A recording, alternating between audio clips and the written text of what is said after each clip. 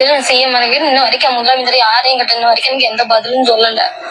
எனக்கு வந்து பிள்ளையோட நான் வாங்க மாட்டேங்க சார். பிள்ளைய அந்த அளவுக்கு டார்ச்சர் பண்ணி ரொம்ப அடிச்சிருக்காங்க, ரொம்ப கொடூரமா பண்ணிருக்காங்க. இன்ன வரைக்கும் முதலமைச்சர் எல்லாம் யாருமே எனக்கு சொல்லல.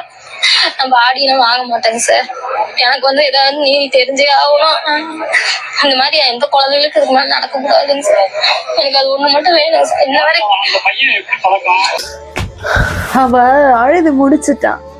தான் பெத்த பிள்ளைய பறி கொடுத்த தாய் அழுது முடிச்சிட்டா. அடுத்து அத்தனை பிள்ளைங்களுக்கும் தாயாகிட்டா. இனி இந்த மாதிரி நடக்க கூடாது. அவ குழந்தைக்கு நடந்ததை வச்சு மட்டும் இல்ல, தமிழ்நாடு ஃபுல்லா எத்தனை பிள்ளைங்க இந்த 2 மாசத்துலயே அவ்வளோ நடந்ததே. அத்தனையும் மனசுல வச்சு இனி எந்த பிள்ளைக்கும் நடக்க கூடாது. நான் என் பிள்ளை போச்சு, அந்த பிள்ளைய வாங்கி என்ன செய்ய போறேன், இனி அடுத்த பிள்ளை போகாம இருக்கிறதுக்காவது இதை வச்சு நான் ஏதாவது பண்ணணும்னு நினைக்கிறாள். ஜல்லிக்கட்டுக்காக 50 பேர் போராடினீங்களே, இதுக்காக ஏன் இறங்கி போராட மாட்டீங்க? தமிழ்நாடு ஃபுல்லா போராட வேண்டியதானே?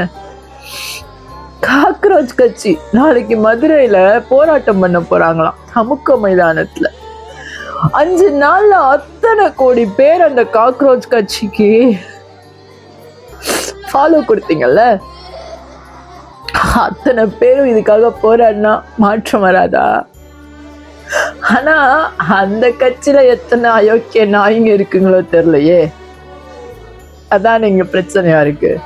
யார நம்புறதுன்னே தெரியலையே, எவன் அயோக்கிய பையனே தெரியலையே, எவன் எப்ப மனுஷன் வந்து மிருகமா மாறுறானே தெரியலையே.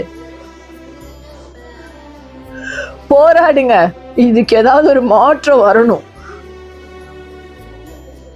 இந்த மாதிரி பண்றவன எல்லாம் மக்கள்கிட்ட விட்டுருங்க, கொண்ட துண்டமா வெட்டி போட்டுருவாங்க. இல்ல அந்த புள்ளைய முகத்துலயே நச்சு, அதே மாதிரி அவனையும் நச்சா ஒண்ணுவா ஒரு ஒட்டம்பையும் நச்சு கொண்டா